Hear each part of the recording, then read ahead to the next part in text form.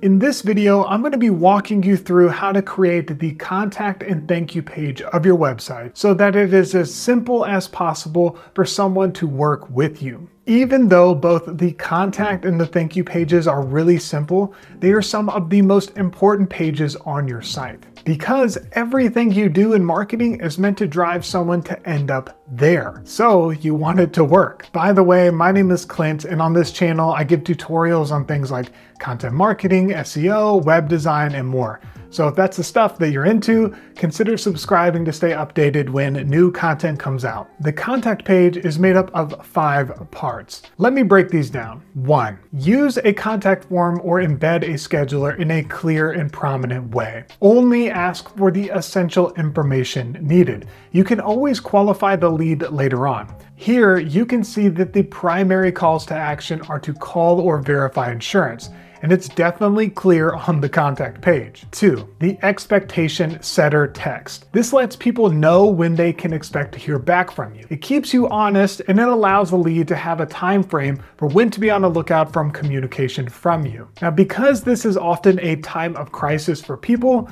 on Sandstone Care's website, we like to say we're available 24/7. And for insurance verification, we show people that it can be done in minutes. 3. Buttons for non-prospects. You don't want your current customers using your contact form. You also don't want to hop on a sales call with somebody only to immediately find out that they don't have the budget to work with you. Now, Orbit Media has this section for current customers so that they don't fill out their form designated for new leads or sales. Or you can have a button that takes people to your FAQs or to a different form altogether.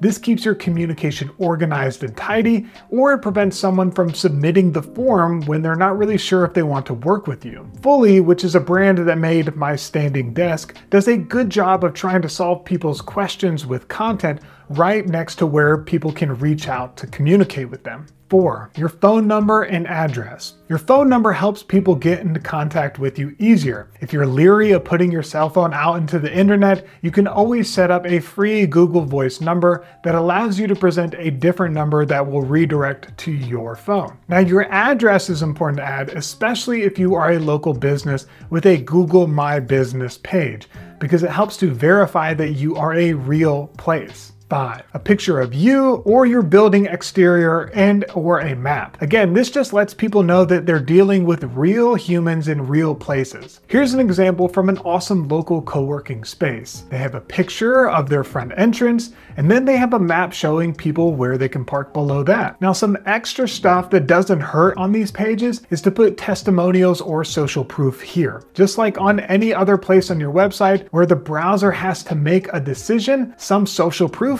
helps to drive action. Next is your thank you page. This page is important for a few reasons. It helps people know that they have successfully submitted their form or become a lead, makes it easier to track goal completions in Google Analytics because you can set it to measure conversions only when they get to a certain page, aka your thank you page, and it allows you to make another smaller ask, such as opting into your email newsletter. Here is how it should look. It needs a genuine thank you and a reminder of when they will hear from you. It should have another sign up, whether it's to your newsletter or another type of lead magnet. People are more likely to sign up for this when they have already opted in and submitted their contact form for something else. And this way, if they ghost you, it allows you to stay in touch with them for later. Next, you want to have links to popular content. This helps to demonstrate that you are a real pro, even before you hop on a sales call. And lastly, you want to have your social media icons